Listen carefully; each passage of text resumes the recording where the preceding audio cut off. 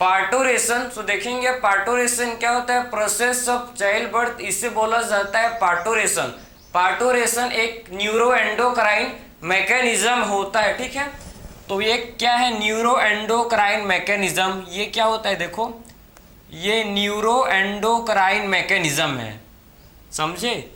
तो ये neuro endocrine mechanism होता है, ठीक है, न्यूरो एंडोक्राइन मैकेनिज्म। क्लियर है। सो पार्टोरेशन एक न्यूरो एंडोक्राइन मैकेनिज्म होता है, मतलब इसमें आपके neural system and endocrine system दोनों का ही क्या होता है, इसमें इन्वॉल्वमेंट होता है, समझे। तो न्यूरो एंडोक्राइन मैकेनिज्म, समझ गए। तो पार्टोरेशन जो कि न्यूरो एंडोक्राइन मैकेनिज्म होता है।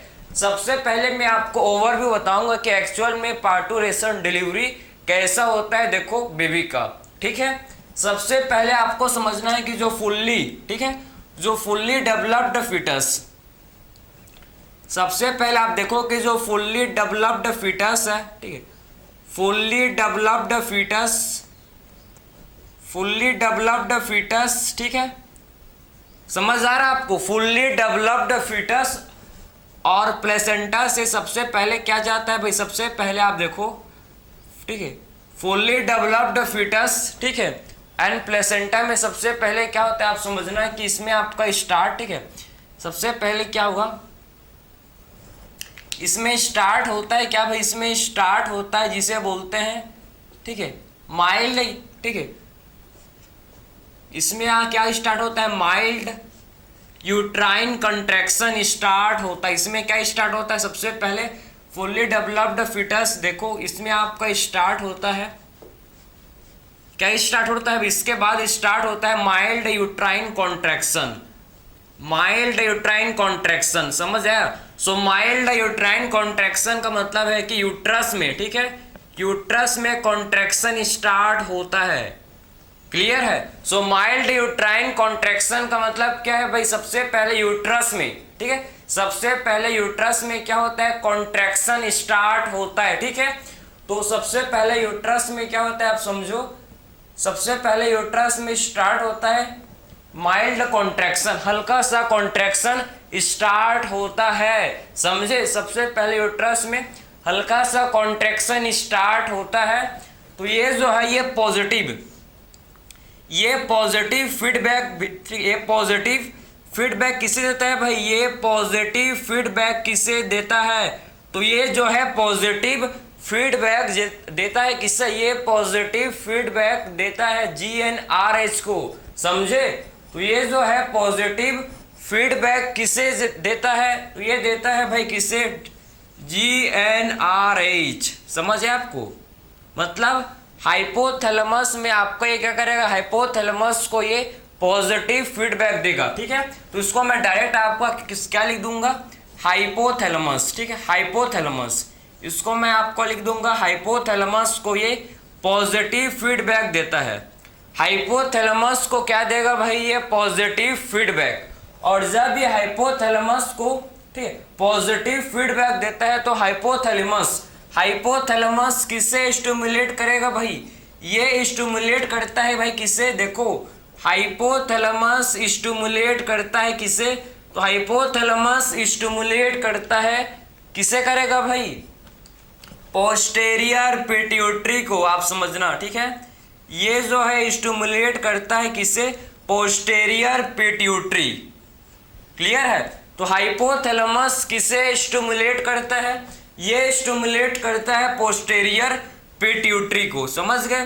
तो ये स्टिमुलेट करता है किसे भाई, पोस्टेरियर पिट्यूटरी को स्टिमुलेट करता है। और जब पोस्टेरियर पिट्यूटरी जब स्टिमुलेट होता है, ठीक है, जब पोस्टेरियर पिट्यूटरी जब स्टिमुलेट होता है तो क्या रिलीज करता है भाई, ये रिलीज करता है ऑक्सीटोसिन। पोस्टेरियर पिट्यूटरी क्या रिलीज करेगा, ये रिलीज करता है ऑक्सीटोसिन, समझे। तो पोस्टेरियर पिट्यूटरी क्या रिलीज करेगा भाई, ये रिलीज करता है ऑक्सीटोसिन, ठीक है। ऑक्सीटोसिन रिलीज करता है कौन भाई, पोस्टेरियर पिट्यूटरी। और मैं आपको बता दूं कि जो ऑक्सीटोसिन है, ऑक्सीटोसिन को पोस्टेरियर पिट्यूटरी नहीं बनाता। कौन बनाता है इसको भाई? ऑक्सीटोसिन को बनाता है हाइपोथैलेमस। ये तो आपके पोस्टेरियर पिट्यूटरी में स्टोर्ड रहता है, समझे? इसको बनाने वाला कोई और है लेकिन रहता कहीं और है, समझ है आपको? ठीक, बनाने वाला है भाई हाइपोथैलेमस, रखने वाला है पोस्टेरियर पिट्यूटरी। ठीक है, तो हाइपोथैलेमस, ये हाइपोथैलेमस क्या करता है? ये ऑक्सीटोसिन को सिंथेसिस करता है, समझे ना? और ऑक्सीटोसिन को ये पोस्टेरियर पिट्यूटरी स्टोर करके रखता है। क्लियर है? तो हाइपोथैलेमस क्या करता है भाई? ये ऑक्सीटोसिन को बनाता है और पोस्टेरियर पिट्यूटरी, ये जो पोस्टेरियर पिट्यूटरी है क्या करता है? पोस्टेरियर पिट्यूटरी ये ऑक्सीटोसिन को रखता है, खाली स्टोर करता है, समझ है आपको? उसके बाद अब क्या होगा भाई? इसके बाद जो ऑक्सीटोसिन है आप देखो, ठीक है, इसको आप देखो, इसके बाद क्या होगा? ये जो ऑक्सीटोसिन आप समझना, ठीक है, ये ऑक्सीटोसिन, उसके बाद आप देखो कि जो ऑक्सीटोसिन है,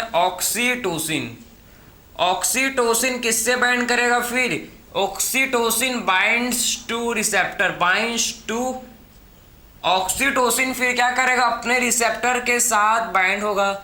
oxytocin binds to its receptors, ठीक है, इसके रिसेप्टर के साथ ये क्या करता है भाई? ऑक्सीटोसिन बाइंड करता है, समझे ना? इसके रिसेप्टर के साथ ऑक्सीटोसिन बाइंड करता है, समझ आ रहा है आपको?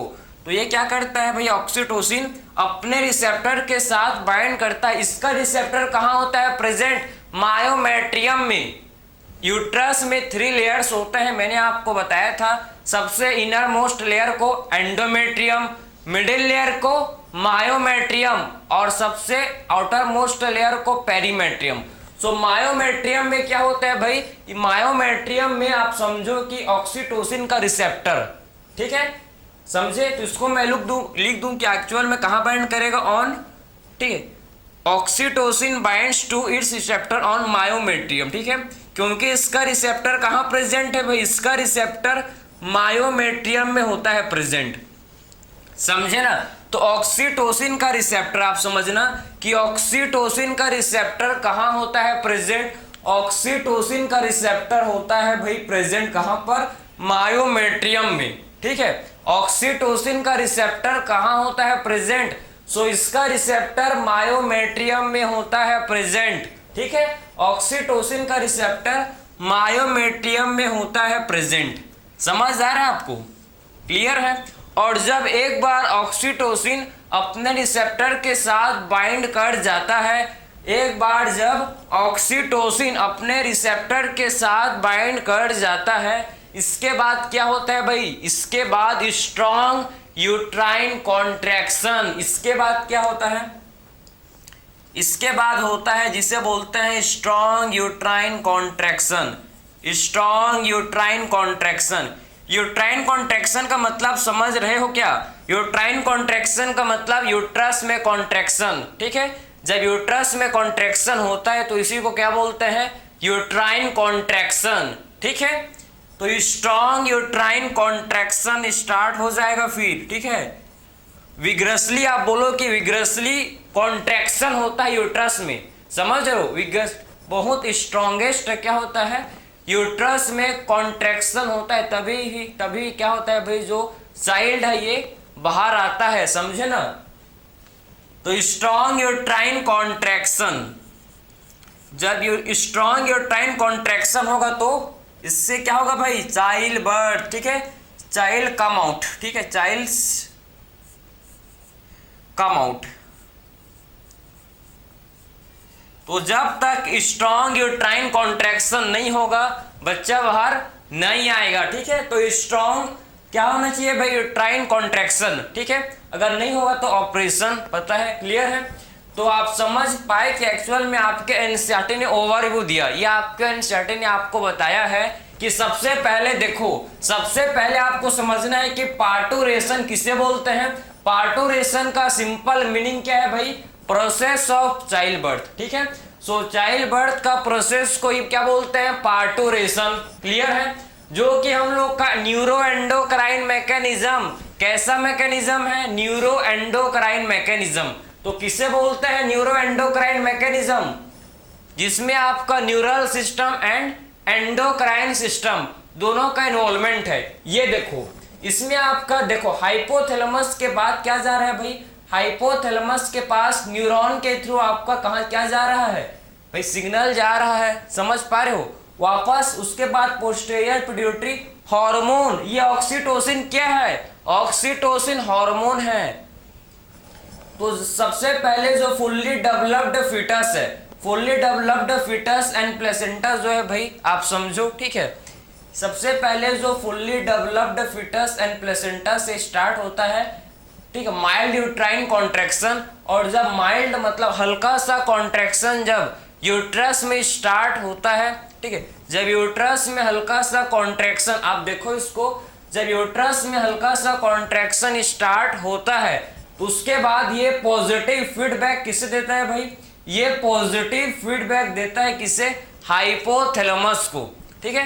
ये पॉजिटिव फीडबैक किसे देता है, हाइपोथैलेमस को देता है। और हाइपोथैलेमस फिर स्टिमुलेट करता है किसे, पोस्टीरियर पिट्यूटरी को, ठीक है। तो हाइपोथैलेमस फिर किसे स्टिमुलेट करता है भाई, पोस्टीरियर पिट्यूटरी को। फिर पोस्टीरियर पिट्यूटरी क्या रिलीज करता है, फिर उसके बाद पोस्टीरियर पिट्यूटरी रिलीज करता है ऑक्सीटोसिन। मैंने आपको बताया ऑक्सीटोसिन को बनाता कौन है, हाइपोथैलेमस, ठीक है। तो ऑक्सीटोसिन को बनाने वाला है भाई हाइपोथैलेमस एंड पोस्टीरियर पिट्यूटरी में ऑक्सीटोसिन स्टोर्ड रहता है, समझ आ रहा है। पोस्टीरियर पिट्यूटरी में ऑक्सीटोसिन स्टोर्ड रहता है, ठीक है। जब इसको सिग्नल, जब इसको आप समझो, जब हाइपोथैलेमस बोलेगा कि निकालो, ठीक है, किसको निकालो भाई, हार्मोन को, समझ आ रहा है आपको, ठीक है। तो हाइपोथैलेमस जब स्टिमुलेट करेगा किसे भाई, पोस्टीरियर पिट्यूटरी को, तो पोस्टीरियर पिट्यूटरी फिर क्या रिलीज करेगा, ये रिलीज करता है ऑक्सीटोसिन। ऑक्सीटोसिन फिर क्या करेगा, ऑक्सीटोसिन फिर बाइंड करेगा अपने रिसेप्टर के साथ। ऑक्सीटोसिन का रिसेप्टर कहाँ होता है, प्रेजेंट। सो ऑक्सीटोसिन का रिसेप्टर मायोमेट्रियम, मायोमेट्रियम में होता है प्रेजेंट। और जब भी अपने रिसेप्टर के साथ बाइंड कर जाएगा उसके बाद स्ट्रॉन्ग यूट्राइन कॉन्ट्रैक्शन, इसके बाद स्ट्रॉन्ग यूट्राइन कॉन्ट्रैक्शन, उसके बाद चाइल्ड बाहर आ जाएगा, समझे। ये आपको आई होप समझ आया होगा कि एक्चुअल में ये मैकेनिज्म कैसे काम करता है, ठीक है। इसके बाद समझ है ना आपको कि एक्चुअल में ये मैकेनिज्म क्या होता है, कैसे सबसे पहले सिग्नल आता है, ठीक है, माइल्ड यूट्राइन कॉन्ट्रैक्शन, आप समझ आ रहा है आपको, ठीक है। ये पूरा मैकेनिज्म है पार्टुरेशन का जो आपके एनसीईआरटी में मेंशन है, ठीक है। हाइपोथैलेमस ऑक्सीटोसिन को कभी भी नहीं बनाता, हाइपोथैलेमस ऑक्सीटोसिन को बनाता नहीं है। कौन बनाता है भाई ऑक्सीटोसिन को, ऑक्सीटोसिन को, ठीक है, कौन बनाता है, हाइपोथैलेमस बनाता है, पोस्टीरियर पिट्यूटरी नहीं बनाता, ठीक है, मैं अपोजिट बोल रहा था, सॉरी, ठीक है। तो हाइपोथैलेमस ही बनाता है ऑक्सीटोसिन को, पोस्टीरियर पिट्यूटरी ऑक्सीटोसिन को नहीं बनाता है, ठीक है। तो पोस्टीरियर पिट्यूटरी ऑक्सीटोसिन को नहीं बनाता है, क्लियर। इसके बाद क्या देखेंगे हम लोग, इसके बाद डिस्कस करेंगे कि एक्चुअल में आप समझो, ठीक है, ये मैकेनिज्म इतना कॉन्ट्रैक्शन, वाइल्ड कॉन्ट्रैक्शन